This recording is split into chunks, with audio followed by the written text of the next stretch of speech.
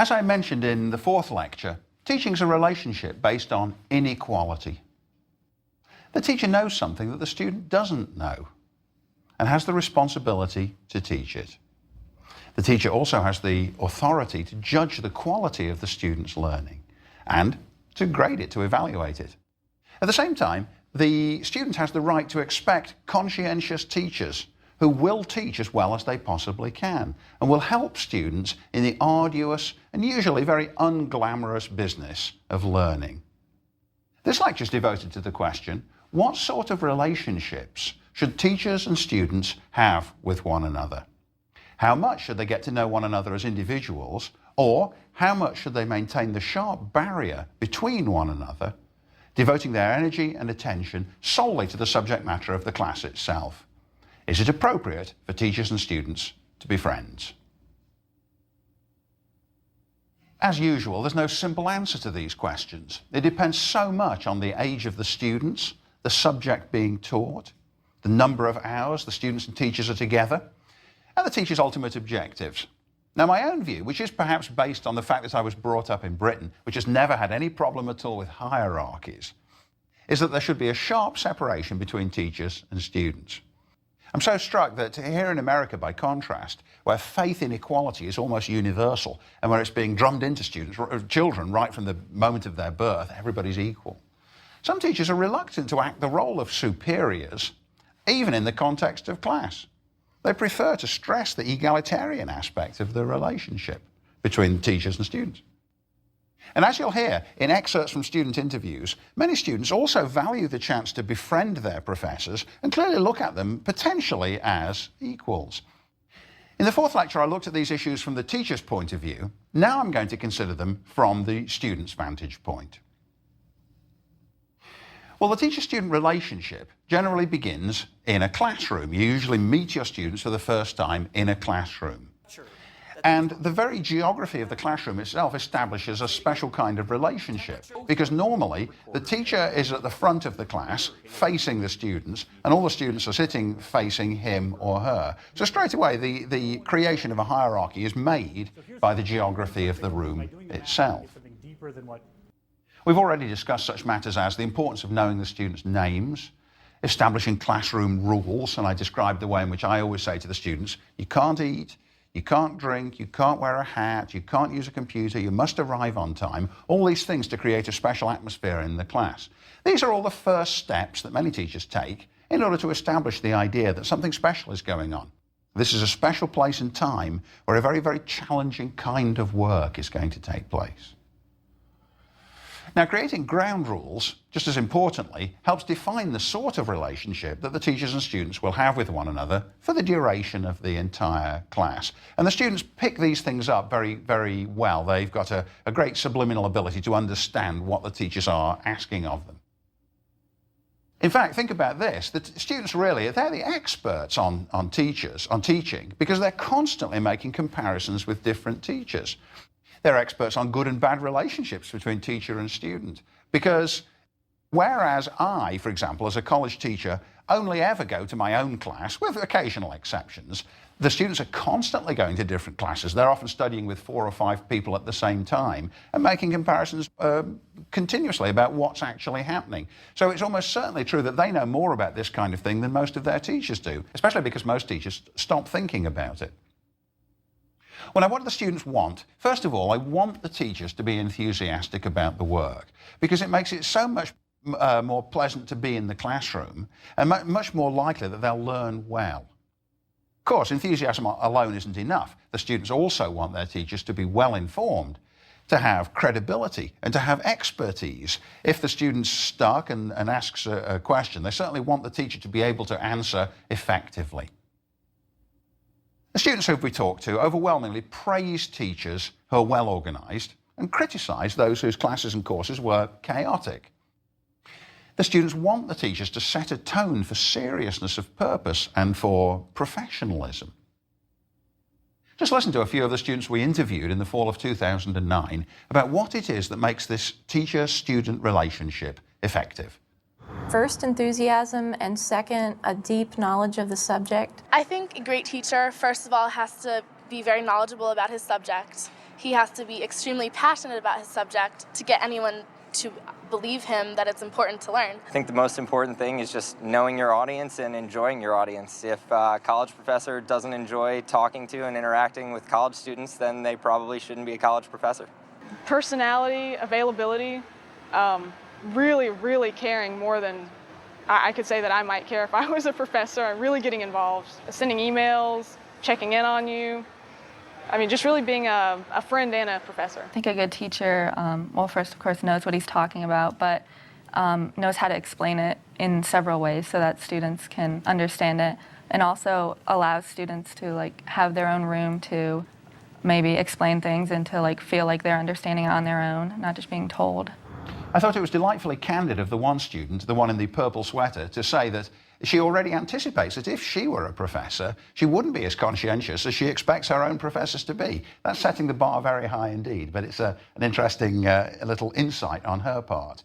No real surprises in what those students said. You'd expect them to say, of course we want them to be enthusiastic, well-prepared, attentive, and so on. Now listen to a group of students talking about what they don't like. It's really just the negative image of the same things. They just basically will present the same material from the textbook or from the lectures or whatever other supplementary material that there is. And I just really feel like I don't gain anything from actually attending class.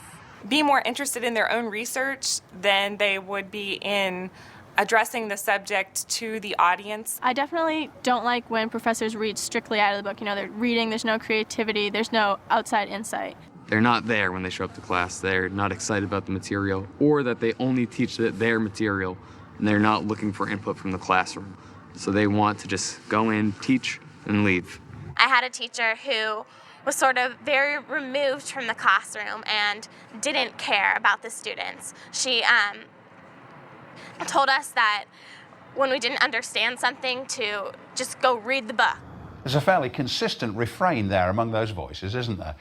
You've got to do more than just tell the students to read the book. Although it's certainly useful to have a book to reinforce what the professor's saying, the classes have got to do more than simply reiterate what the book has already said. The students love enthusiastic and well-organised teachers who know a lot about their subject, and they dislike unorganised teachers who don't appear to care. My own experience, and that of many of my colleagues, also suggests that students respond very well to teachers finding the humorous side in what they're studying. Incidentally, it's often the case that students are, because they're in class, they think they must be in an area which is almost immune to humour, and it often takes a moment for them to understand that what's happened, that what's been written or what's been said has got a humorous element to it at all. Here, for example, is a little clip of a moment in my freshman seminar when the student doesn't realise at first the comical aspect of what he's just read. He's so focused on the idea that this document from 1799 must be serious, he's surprised to discover that it's humorous. Far beneath his acceptance. Next sentence? This is non-exaggeration, never was confident. No, stop. You see that? What's so clever about that is he gives you this wild exaggeration, and then he says, this is not an exaggeration. That's a very... Yeah, it's a beautiful thing, isn't it? He implies that everything we knew about human motivation and ambition has been completely turned upside down. He gives you this deliberate, extended exaggeration. It's not an exaggeration. Yeah, it's a very nifty trick. Well, that's a good example of a student failing at first to grasp the humorous aspect of something that he's read, although he was a lightning-fast student who quickly understood what was going on. On the other hand, you do need to be careful with humour in the classroom. You need to make sure that it isn't hurtful. Sometimes it's possible, indiscreetly, to make a remark which a student will find a little bit wounding because it reflects unfairly or unflatteringly on their own ability. But even more importantly, you've got to make sure that you don't say something absurd or jokingly that students might misconstrue as being truthful. And again, this is just a matter of remembering the fact that to us it's all very familiar, but to the students often it isn't. And so you might say something which seemed to you so obviously absurd it couldn't possibly be construed as truthful, and yet the students took it, oh, well, that's part of the course as well. Hadn't really understood that. So never misunderstand some students' ability, never underestimate some students' ability to misunderstand. Your humour is useful, but like everything else you do as a teacher, it should always be in the service of stimulating better learning. That's really the test to apply. Now, I have discovered that most students want some sort of relationship with their teachers that includes an interest in them and in their lives and in their aspirations that goes beyond just the materials of the course itself. Even though this is something I'm leery of and tend to discourage a little bit, I have to admit that there's a very broad consensus among the students in favour of it. They certainly do respond very favourably to teachers who learn their names early on and who recognise them as individuals, something I certainly do try to do, and there's no problem there. I mentioned this in the lecture on what you should do in your first class, and you perhaps recall that I asked the students to make a name card and hold it for a photograph, and I take the photograph with my digital camera so that I can learn everybody's name very quickly in the space of the first week. Now that activity instantly creates a connection between each student and me. It draws them into the community of the classroom, and at some level it makes them feel valued. Also, as they watch one another being photographed, they see each other's names, which otherwise would take a very, very long time to accumulate. I expect you've all been in a situation where week after week you're with some people, but you still don't know what their names are, and you become increasingly uncomfortable because you don't know their names. This is a good way of avoiding that kind of problem. Students overwhelmingly like to have easy access to their teachers outside of class hours. Now, most college professors, me included, offer students the opportunity for more interaction by holding office hours. Your relationships with your students will strengthen if you always keep your office hours, if the students can go at a certain time and dependably find you there. And better still, if you say to students, if you can't make it to my regular scheduled office hours, please call me or please email me and I will arrange to meet you at another time. And then always keep those meetings. It's very hurtful to students to make an arrangement and then not bother to show up. Now, the students need you most or want to talk to you most when papers or exams are getting close to their deadlines. What's the experience of office hours like? Well, my experience is this, that in office hours, the people you see most are the very best students and the very worst. The best ones come because they're getting a lot out of the course and they're enjoying discussing it for reasons that go beyond merely their ability to get good grades. Most professors find that a handful of students in any given year turn to them for advice and for the beginnings of a mentoring relationship. And as I mentioned before, this is one of the real delights of teaching, the opportunity to build strong relationships with students who are talented in your subject and who are already thinking ahead to the possibility that they might actually make it their own life's work. And of course, for me, it's a pleasure to talk to gifted history majors who say, I'd like to be a historian. Well, I love spending time with such people and trying to make that begin to turn into a reality. Now, on the other hand, the other people who come to your office hours a lot are the worst students in the class. They visit because they're in trouble and they need help. Or else they've missed assignments and you require them to come to see you. Of course, sometimes the worst students won't come unless you absolutely compel them to do so because they know they're in trouble and they respond to it with evasion. But there are opportunities here too. Sometimes when a reluctant or a poor student comes to see me, I try to make the environment weirdly unintimidating. I think they're expecting that they're going to be put on the carpet. And so I try to draw them in and chat about what's going on and do what I can to find out what's going on. Sometimes they've got problems in their personal lives, which I usually don't want to get into. Sometimes they've got conceptual issues. Occasionally they're just simply not very interested and not very motivated. But even there, you can often guide a student onto one aspect of a course which might spark his or her imagination and interest. And we'll talk more about one-on-one teaching, which can be marvellous, a little bit later in the course. Now, it's also true that quite a lot of students won't come to office hours unless they're encouraged quite strongly. One problem that you come up against in teaching classes is student peer pressure against sucking up to the professor. The idea that if you go to the office hours, what you're really doing is you're just sort of sucking up to the professor, currying his or her favour in order to get a good grade. And of course, it's true that some students do suck up to the professors for the sake of better grades. I think we're all quite good at noticing which ones they are, and we certainly discuss among ourselves the way in which some students are trying to manipulate us in that way. But But of course, there are others who would like the advice, but they fear that they'll look like suck-ups, and so they don't come, even though otherwise they would have done, because they're interested in the subject. I do have colleagues who require students to attend their office hours 3 or 4 times every semester. This is a way of getting over their reluctance. And of course, if everybody's going to come, the ones who wanted to come all along don't stick out anymore. But then, of course, there's the problem that you're going to spend a lot of time with students who are just in the middle of the class, in which there isn't really all that much to be said, because they haven't done enough additional work to talk intelligently about that. Neither are they bad enough to need remedial attention.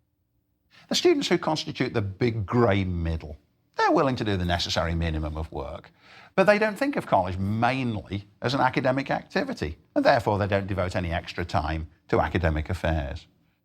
In fact, I'm struck by how few students at high-priced colleges, such as the one where I teach, where the tuition is now $40,000 a year, they're paying for access to the professors, but they don't very often avail themselves of it. There's a very striking contrast between what happens when they're prospective students touring the campus with their parents, when the guide says, now here on this campus, we have a very, very favourable student-professor ratio, and the students will always have easy access to their teachers. And the parents are nodding enthusiastically because they like the sound of that. And the kids are also looking affirmative about it in a general way. But the reality when they get to campus is they don't come to see you as much as you might like. The best of them appreciate their teachers' willingness to advise them on issues relating to their current difficulties and their future careers. And let me digress for a moment here to talk about the letters of recommendation issue, which increasingly is becoming a big concern for professors and also for high school teachers. To get to the next stage in your life, you need letters of recommendation. High school kids going to college have to have letters. College kids going to graduate school or professional school or into the workforce need letters, and so on. And unfortunately, a tendency has developed for the letters all to be written in terms of great effusiveness. And that means that the students have got to have them, but they've got to have ones which make them sound better than they really are. They've almost got to be insincere. If you told the blunt truth about 99% of your students, you'd condemn them to not get the job or not get the position in an advanced school that they're hoping to get. So one of the many things you've got to do as a teacher is decide early on what your principles are going to be in the matter of letters of recommendation. Whenever possible, you should agree to write them because the students have got to have them. But if you have a student and your memory of that student is of consistently poor work, you need to say, I won't give you a letter of recommendation. Because you'd either have to tell lies or you'd have to pretend to the student that you were going to give a good one when actually you weren't. You were going to give a rather bad one. Even with the ones who you're most enthusiastic about writing for, problems come up. Conscientious and scrupulous students have often said to me, I'm ever so sorry, Dr. Alec, but can I ask you for another letter of recommendation? Now, on the one hand, you think, oh, please, not another one. I've already written 800 this year. But on the other hand, with the people whom you admire and support, you definitely should say yes. And you should say yes for reasons which are referred to in sociology as serial reciprocity. The student you write for can't give anything back to you. But on the other hand, you would only have got to the position you're in now because other people were willing to do it for you. In other words, I only ever became a graduate student and then a professor because my teachers at various stages along the way wrote letters on my behalf. I can't repay the favour to them, but I can pay it down to the next generation. And so I actually say this to students. Please don't feel bad about asking. I'm very, very happy to give you this letter because it's a fulfilment of my responsibility to my own patrons in the past. Now, I asked a selection of students in the fall of 2009 whether they wanted their professors to get to know them better as people, and most of them said yes, as you'll see here. So you'd like to be friends with the professors if possible? Yeah, I think when personalities come together and interests come together, it's a nice thing to be friends with a professor who you also respect as a mentor. It creates that comfort level, and having that comfort level is, I think, very important because then you're able to go to the office hours and you feel more comfortable being one-on-one with the professor and talking about your tennis match or talking about your presentation and your performance, and then you can get into the subject matter. So do you think in general it's good for professors to know their students outside of the class and to develop a richer relationship with them than just what's happening in class? Yeah, most definitely. He has so many more experiences to offer than just what he's offering in the classroom. So he has to reach out, teachers have to reach out and speak to students outside the classroom and see how else they can help. It makes me more comfortable, or makes me more confident in the teacher if they'll ask me, what other classes are you taking, or what do you want to do after you graduate? I feel like they have a more invested interest in my future as a student. Well, fair enough. They're almost unanimous in wanting that kind of relationship. But it's important not to let the students manipulate your willingness to lend a sympathetic ear. And one thing you're going to have to do as a teacher is decide where you're going to draw the line. Early on, I realized through painful experience, trial and error, not to let students talk to me about their boyfriends and girlfriends, particularly not if this was a prelude to them telling me why they hadn't handed in their work on time. You see, really, that would be a matter of offering favoritism to those who felt less reticent about such confessions, even assuming they're true. By comparison with those who kept their anguish to themselves, how do I know which ones are going through terrible hardships with their boyfriends and girlfriends if some tell me but some don't? If I reward those who do tell me, I'm not really responding impartially to the class as a whole. That's very much worth keeping in mind. As a beginning teaching assistant, when I was a graduate student at Berkeley, I made an absolute classic mistake in this respect with a student called Louisa. Almost from the beginning of the semester, she had endless troubles and she was constantly coming to my office hours and weeping. She was a very talented weeper, in fact. I never found out whether what she was telling me about this relationship was true, but in those days I hadn't thought through the implications of not letting her tell me. Here's how you need to think about it. Even if it was true that she was having a horrible time with this boy about whom I heard much more than I really wanted to, even if it was true, she was still manipulating me, and I didn't yet know enough to prevent it. Now what happens is this. As soon as the word boyfriend passes from a student's lips, I say, stop, in a loud, clear voice. I won't let them tell me. Sometimes the student breaks down into tears, and I just hand over the big toilet roll, which in my office stands in for Kleenex. I'm aware that a lot's going on in their personal lives, but I'm also aware that from my point of view as their history teacher, I can't help. Sometimes I'll say, well, we have trained counselors who can help you in this way, but we're going to keep the study of history entirely distinct from what's going on in the rest of your life. That's again why the idea of special time is so useful.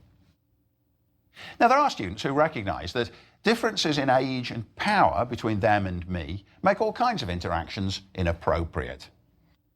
Since teachers are sometimes symbols of the anxiety students face, many of them would prefer to leave their teachers behind when class is done and maintain a healthy professional distance from them.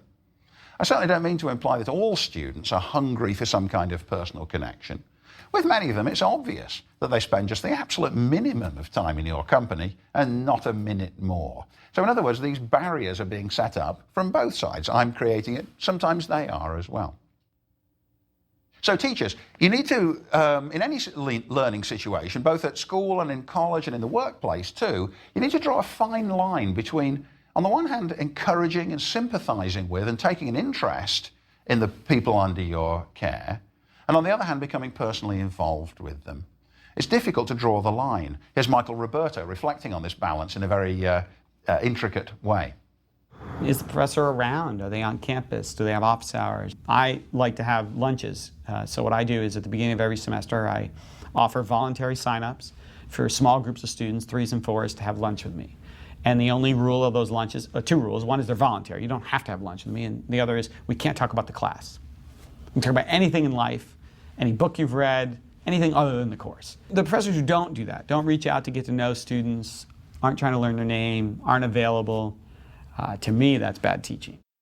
Now, you said earlier that you discovered early on the importance of wearing the jacket and tie as a way of differentiating yourself from the students, but presumably the effect of the lunches is to bring you closer. Where do you draw the line between appropriate and inappropriate involvement in the student's life? It is a very fine line you have to be very careful about. And sometimes the students misjudge that, right? And that's for sure. So I'm a stickler, for example, on arriving on time. Good morning. Today's Disney case, I want to start with some stock data.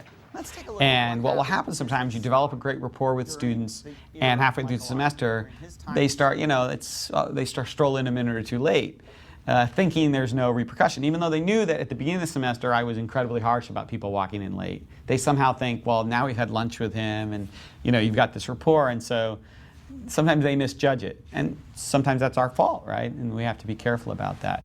They do call me Professor Roberto. I do typically wear a tie and a jacket, and typically expect them to meet certain standards in the classroom of decorum and arrival on time, professionalism. On the other hand, I want to get to know them, and I want them to feel like if they have a problem or there's any issue that the door's open, they can come, and I can help them with their careers and the like. But it is a delicate balance.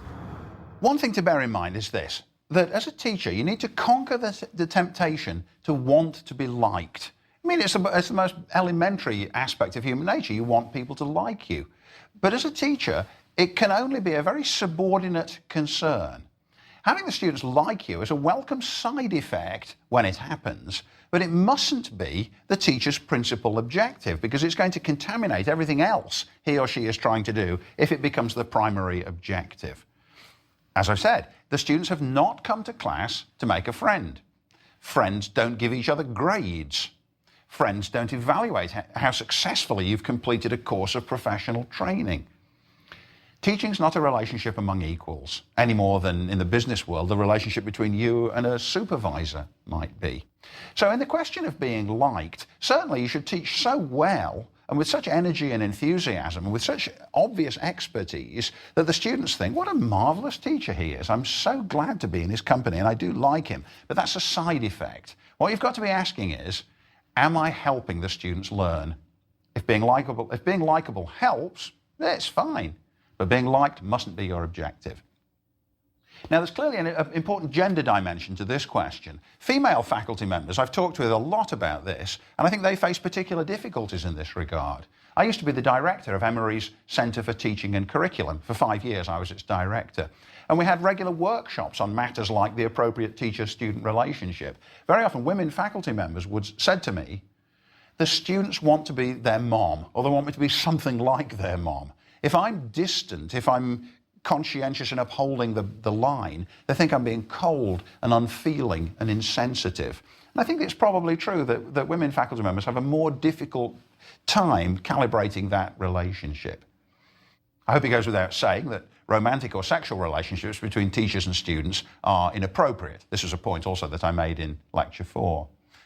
But we hear about them all the time at many levels, and they used to be far more common than they are now. Back in the 1960s and 1970s, many university departments were full of professors who'd married their graduate students. It had become almost a tradition in some places.